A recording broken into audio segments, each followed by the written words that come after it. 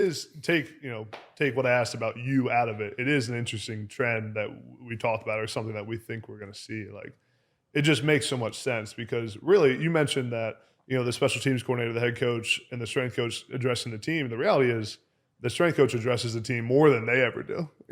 Every single day, and is Right. really the key motivator of that entire program. Really, the strength coach sets the culture of the program. Mhm. And if you don't have a good strength coach, like if things are lackadaisical in the weight room, it's going to be lackadaisical in the field. If there's no discipline in one place, it won't be any discipline on the field. So it is, and two, when it comes to be like taking over the head coaching role, a position coach who gets a head coaching job also has things they haven't addressed the whole team. They haven't led an organization, whereas a strength coach you really have. So it is an interesting thing, and I agree. I think some AD at some point is going to take that chance and try to be the AD that started that trend. I think you're right. I really do, and I think it's definitely possible, and I think it would work out in their favor. I really do, because you're right.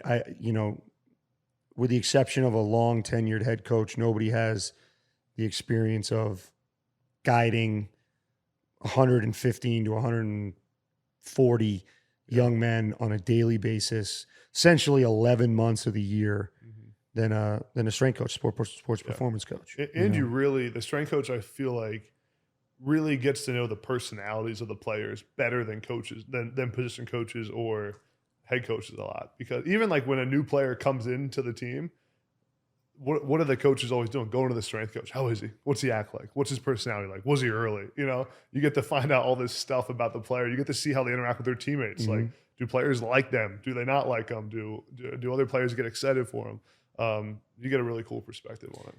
Yeah, I've thought a lot about the nuances of that. It would be interesting because I would still want to do what I do. Yeah.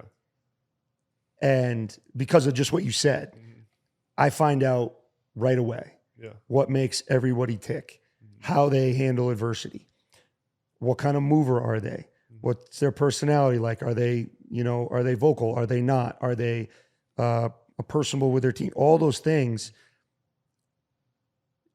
It would be really hard for one person to kind of be able to do all that. And it's in particular at the level I'm at now. Yeah. But it's possible. Yeah. It's possible. And then obviously the other hurdle is X's and O's. Yeah. But that's why you have an offensive and defensive coordinator. Most head coaches aren't, I mean, unless you're like an OC, but a lot of head coaches that we know and we've talked about it aren't big X's and O's guys, There's a lot that are involved and there's a lot that aren't involved. You have the CEO model, right? The CEO head coach, that there's plenty of them around the country. I was lucky enough to work for Steve Spurrier, who called the plays, which was relatively normal in his era, and now is becoming less common. I mean, can you name a head coach that calls plays? Gus Malzahn, right? Give me another one that actually calls the plays on offense and defense. Maybe Josh Heupel. Yeah. Maybe, I don't know. Heupel calls on offense. Yeah, I think. Yeah. It's relatively rare. Yeah. So it's an interesting dynamic, but being a head coach, man, it's really hard. I think that people that can manage their time and manage their message, that's got to be the hardest part, because there's so many people that you're overseeing, you're in charge of, that want your attention outside of the program, all the people inside of the program, the fundraising, the administrative things, terrible. And that is not me. Yeah, I was gonna say.